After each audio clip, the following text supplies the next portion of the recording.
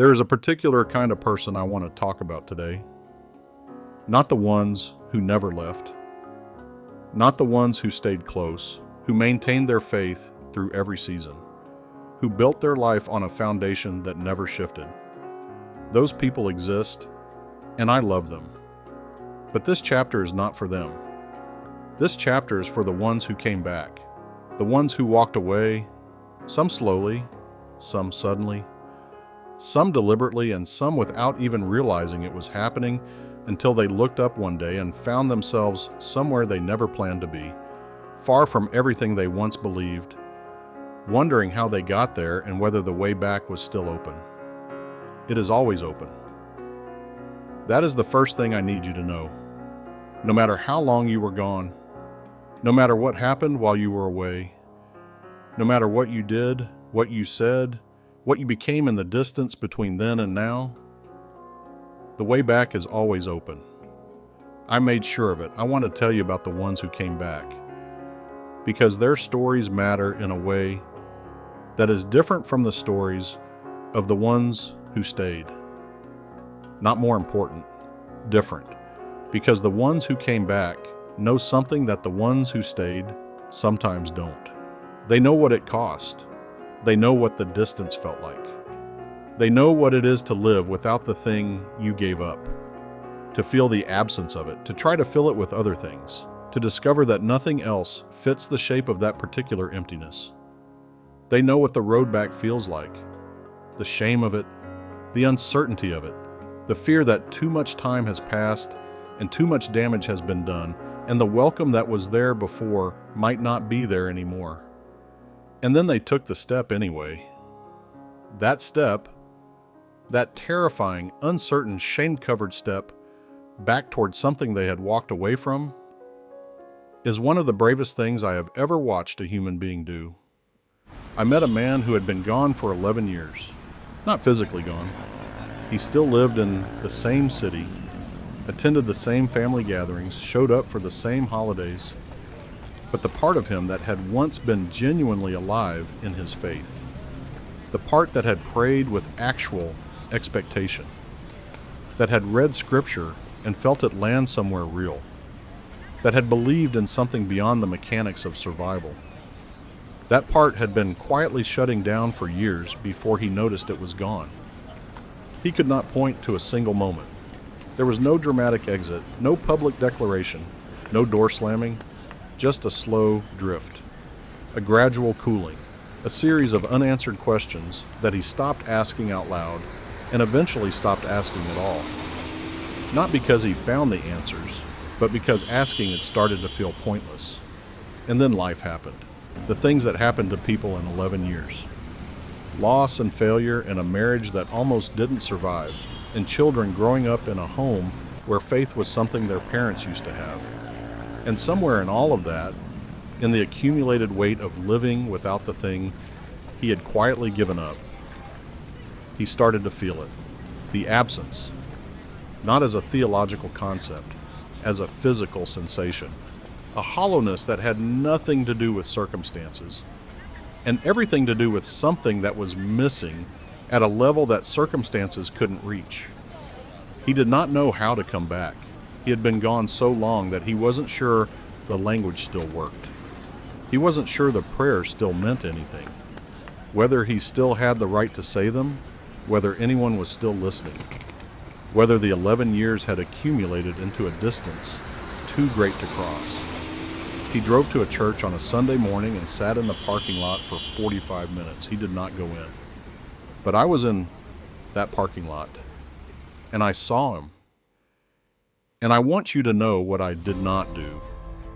I did not calculate the 11 years. I did not review the record. I did not weigh the cost of the distance against the sincerity of what was happening in that parking lot on that Sunday morning. I ran. The way a father runs when he sees his child coming down the road from a long way off, before the child has had a chance to prepare the speech, before the apology has been rehearsed, before any of the accounting has been done. I ran before he had the chance to talk himself out of it. He did not go into the church that day. He went home. And the next Sunday, he sat in the parking lot again. And the Sunday after that, he made it to the door. And the Sunday after that, he sat in the back row and cried through the entire service and slipped out before anyone could speak to him. And that was enough. That was more than enough. Because every one of those Sundays, the parking lot Sundays and the back row Sundays and the slipping out before anyone could see Sundays, every single one of them was a step. And I meet people in the steps, not just at the destination. I met a woman who had walked away angry, not the quiet, drifting kind of leaving, the deliberate kind. The kind that comes from being hurt by the people who were supposed to represent something better. From watching the gap between what was preached and what was practiced widen until it became impossible to look at one without thinking about the other. From praying through something that didn't resolve the way she had been told it would. And feeling the silence on the other end of that prayer as a kind of betrayal. She had every reason to be angry. And she was. For years, she built a life that did not include me. Not out of malice, out of self-protection. Out of the completely understandable decision to stop reaching toward something that had seemed to reach back and then hadn't. Out of the exhaustion of being disappointed by the people and institutions that had claimed to speak for me while doing things I would never have sanctioned. I want to say something about that anger. About the anger that comes from being hurt by the church, by religious people, by the ones who were supposed to show you what I was like, and instead showed you something else entirely.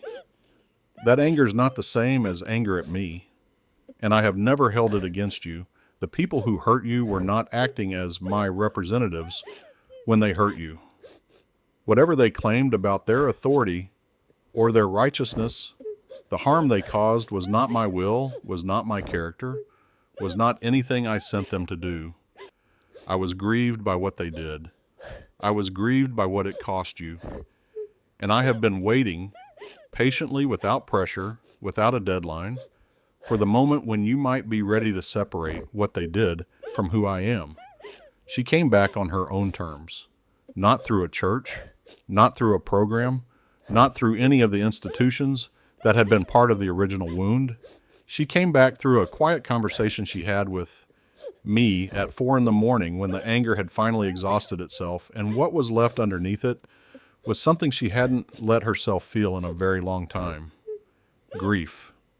The grief of missing something real that she had given up because of the damage done in its name. I was there at 4 a.m. I am always there at 4 a.m. I want to say something to everyone who is reading this who has been away for a while. However long, whatever the reason, however complicated the road became between where you were and where you are now. You are not starting from zero when you come back. Everything you knew before the leaving, every genuine moment of connection, every real prayer, every time something landed in a way that you could not explain away, none of that was erased by the distance. It was waiting, and you are not coming back to the version of this that hurt you. You are coming back to me, which is a different thing entirely. I do not require a speech.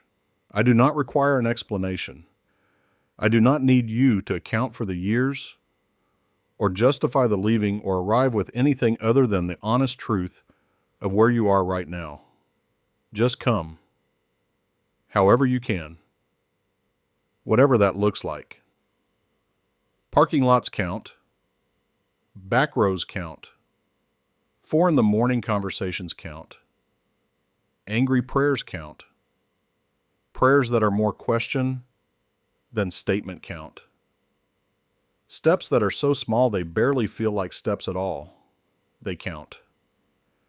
I meet people in the steps, and I have been watching for yours. The ones who came back taught me something about the ones who stayed. Not a criticism, an observation. The ones who never left sometimes carry a quiet assumption that the ones who came back need to prove something, need to demonstrate the sincerity of the return, need to earn back a level of standing that was lost in the leaving. That is not how this works. The son who came back in the story did not come back to a probationary period. He came back to a party. That has always been the policy, and it has not changed. The ones who came back are not lesser versions of the ones who stayed. They are people who know something that can only be learned in the leaving. And that knowledge, that particular understanding of what the absence costs and what the return means, makes them some of the most effective people I have ever sent into the world. Their story is a door that other people can walk through, because someone who is far away and trying to find the road back is not looking for someone who never left. They are looking for someone who knows the way. If you are reading this and you have been away, this chapter was written for you.